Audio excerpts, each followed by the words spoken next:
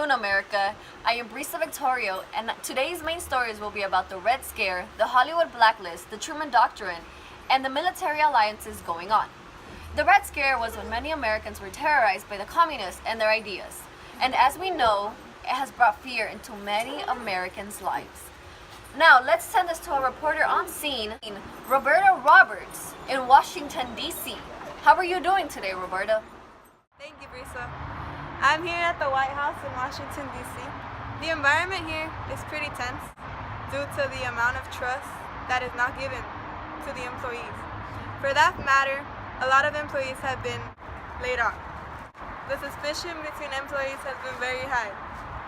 We are trying to stop tyranny, and we're trying to stop the spread of communism.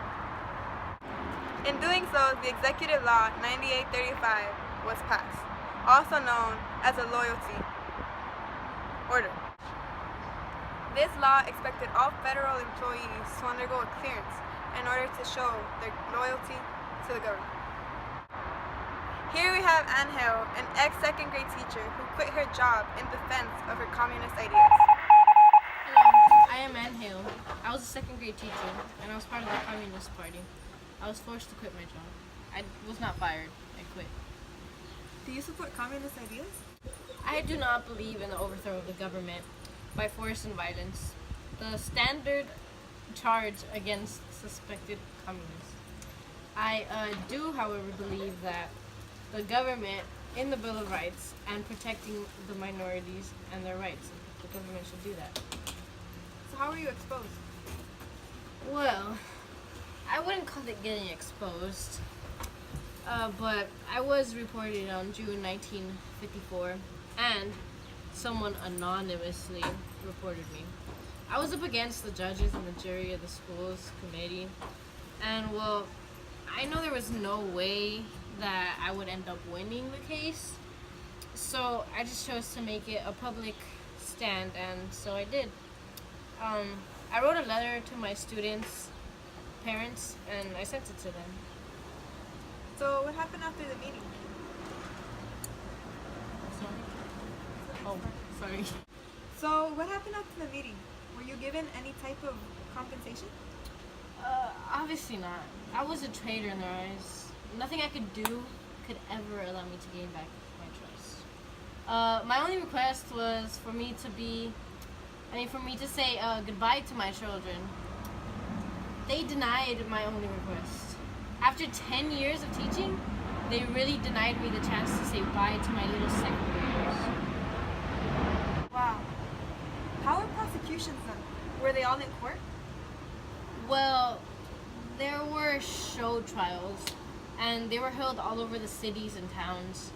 They were in offices, churches, union halls, schools, jails, and military barracks. They had the same goal as the congressional hearings, which were ran by Senator Joseph McCarthy and others, which was to test the loyalty of the accused Americans. Police officers and the FBI were always arresting people and following orders, sometimes even against their better judgment. So, Wow. This is very disturbing to hear. I'm sorry for all that you've went through. And these are all of my questions.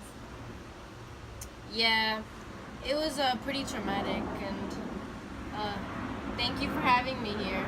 I appreciate it. It was our pleasure to have you. Now back to you, Brisa. Wow, the impact that the Red Scare had on the citizens and the common people was just so extreme. Many people lost their jobs in order to maintain the containment of communism.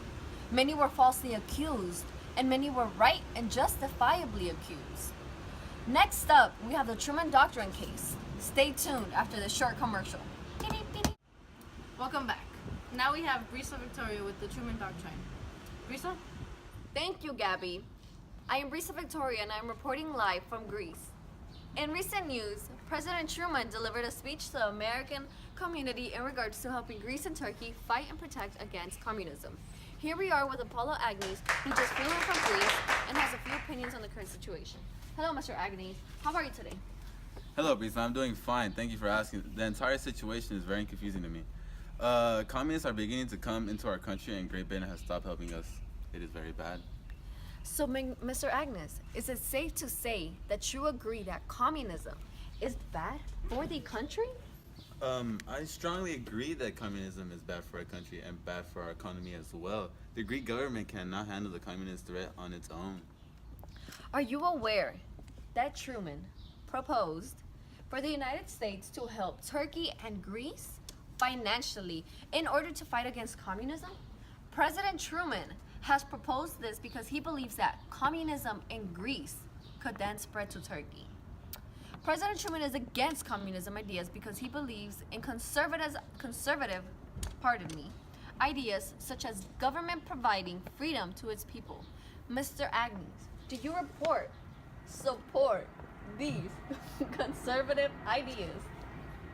Well, when you put it that way, yes, I do support these conservative beliefs. I would love it if the Greek government provided freedom to its citizens. Yes, Mr. Agnes, I completely and totally agree with you. And so does President Truman. Because this is what the Truman Doctrine was meant to do. Impose containment. Thank you for your time, sir. Have a great day. President Truman issued the Truman Doctrine as a part of the containment strategy, which was a strategy meant to stop the spread of communism and its ideas into other foreign countries. The Truman Doctrine has been put into play in order to protect Greece from communism, which can become a bridge from communism spreading into Turkey.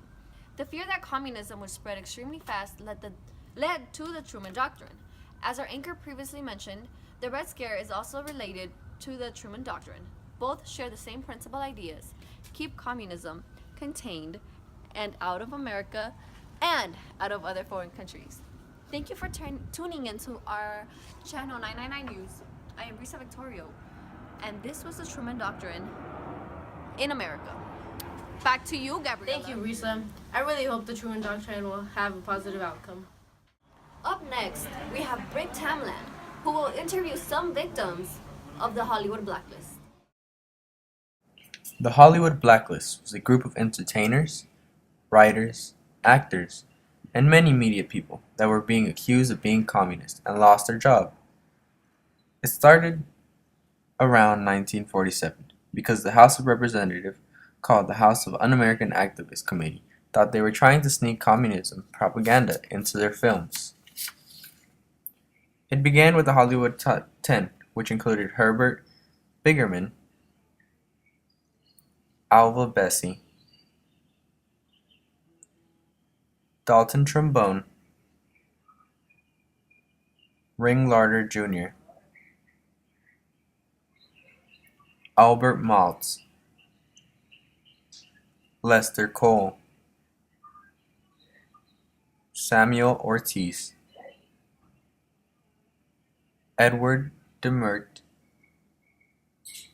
and John Howard Lawson. They all believed they were not communists, but they were standing up for the rights and privacy of most Americans. First, I would like to thank you for joining us here. Who are you? And why were you blacklisted? And how long did it last? I was blacklisted from 50 to 58 in movies, and then another 2 or 3 years in television. What did you do for a living? I was very active in radio, making a very decent living. I was nominated in 1952 for an Academy Award, and in 1952 I won the Cannes Festival Award for Best Actress. What were your beliefs during this time? I wouldn't characterize my beliefs as communist beliefs. I would call them socialist beliefs. I lean a lot towards socialism even now. I don't think there's anything dirty about it. Who was targeted for the blacklist?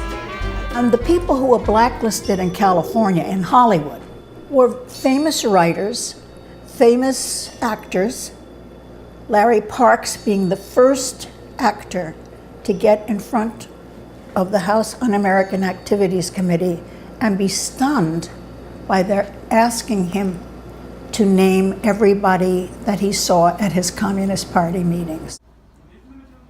Thank you, Adrian, for being able to interview people that actually experienced and were a part of the Hollywood blacklist. It was very interesting to hear those very impacted stories. Thanks, Brisa. I'm here currently outside the Great House where the 12 countries initially signing the peace treaty, or NATO, as many people call it. Are you inside the building watching the signing?